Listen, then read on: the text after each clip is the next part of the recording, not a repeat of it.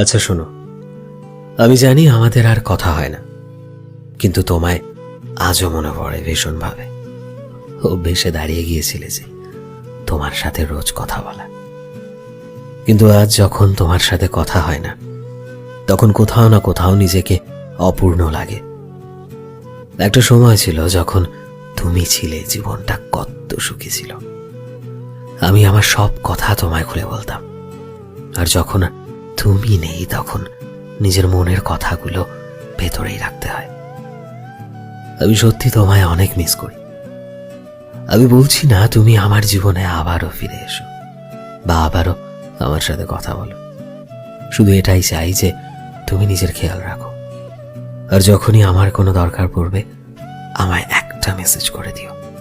আমি সব সময় তোমার পাশে থাকবো, প্রতিটা মুহূর্তে।